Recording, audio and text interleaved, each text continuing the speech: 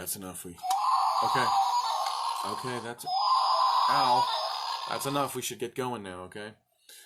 Hi, this is Mr. Mike for the Mechanicsburg Learning Center with episode 58 of Mr. Mike's Dino-A-Day. Brought to you by the Mechanicsburg Learning Center. We are doing this live from my personal page because you never want to mispronounce a dinosaur name, which I did, and I am horribly scarred, and I want to make sure it's correct. So the animal we're going to talk about today is Xenotarsosaurus. Has a lot of syllables. Xenotarsosaurus.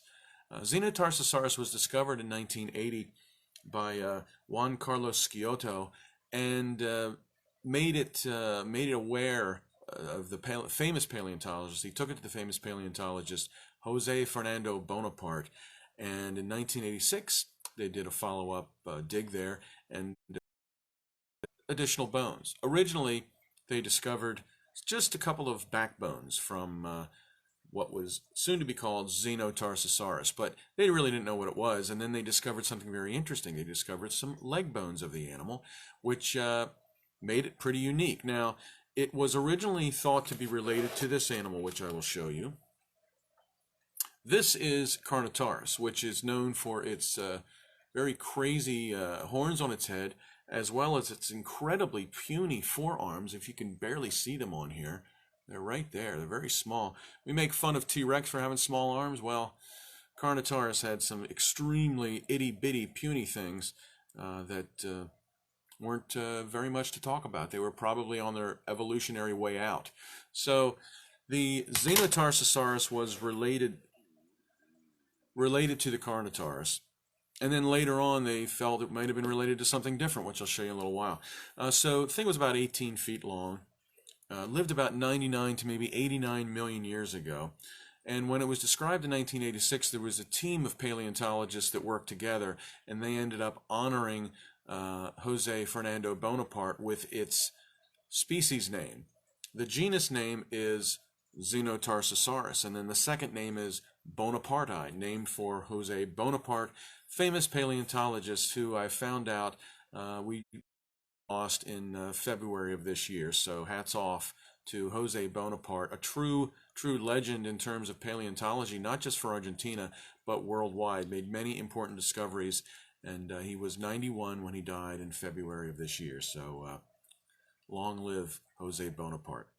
So Xenotarsosaurus, about 18 feet long, known from original discovery of backbone and then later discovery of the bones in its leg.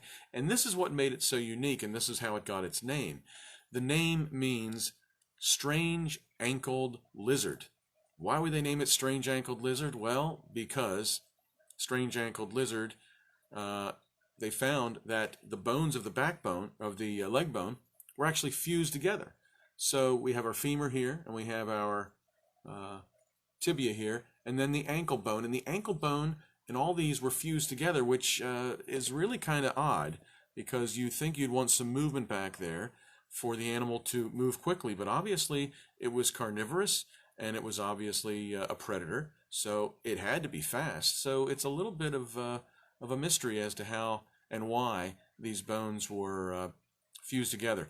Now, typically, if you would break a limb, like you would break an arm or a leg, and you would see that the bone would heal, you could tell when you looked at the bone that at one point it was broken, and there would be scar tissue maybe built up around it, and that it healed from it. Well, this was not the case. This is the way the bones were made. They were fused together. Fused, not refused. They were fused together, and that's what made this animal unique, and that's how it got its name. So the team that actually went and named the animal, I will read their names because they were the important folks that wrote the description of the animal and gave it its name in 1986. Ricardo Martinez, Olga Jimenez, Jorge Rodriguez, and Graciela Bajate. So they discovered, they named it, they described it, and they said it was related to Carnotaurus. And then they also made a reference to this animal, which is kind of similar looking to Carnotaurus. This one is Ceratosaurus, differentiated from Carnotaurus by what's going on its head. Carnotaurus has the crazy horns, okay, and Ceratosaurus has one sort of ridge right there on the top of its nose. But you can see that physiologically they do appear very similar. The stance, the arms on Ceratosaurus are much larger than the little ones on Carnotaurus. So this Xenotarsosaurus is somewhere in the middle. So it was very important that we get the pronunciation correct for you guys, Xenotarsosaurus. Here is the story of Xenotarsosaurus for the Mechanics Center. We do this every day live, 10 a.m. Eastern Standard Time, and then we post them all on YouTube. I want to thank everyone for watching and for sharing. The Xenotarsosaurus, written by Mr. Mike. So here it is, a dinosaur that starts with letter X. Of course, you should pronounce it like a Z. It's so complex. There aren't too many exosaurs out there, so here's its name. It's Xenotarsosaurus. Now let's give it some acclaim. We only have a couple bones thus far to scrutinize, and as for the rest of it, we simply must hypothesize. 2 vertebrae and 1 hind leg is really not a lot, but that is all they had, and so they studied what they got. The vertebra itself did not produce euphoria. Its structure made clearly it was part of Dinosauria. It was the rear leg bones that had them all a bit confused. The femur and the tibia plus ankle bone were fused. So Xenotarsosaurus got its lengthy name this way. It means strange ankle lizard, which is awkward to convey. It was a predator, which we can firmly state as fact, so with a couple bones we speculate how it would act. In order to envision how the rest of him appeared, we look to Carnotaurus, with head horns and arms so weird. With little evidence, they still could estimate its size. Researching it, they estimate it's 18 feet lengthwise. When found, they knew they had something unique right from the start. The species name was meant to honor Jose Bonaparte. Exactly who its cousins were, there lingers still some doubt. Perhaps, when more remains are found, we'll straighten it all out. When leg bones fuse together, it is hard to theorize how Xenotarsosaurus raced about. We agonize.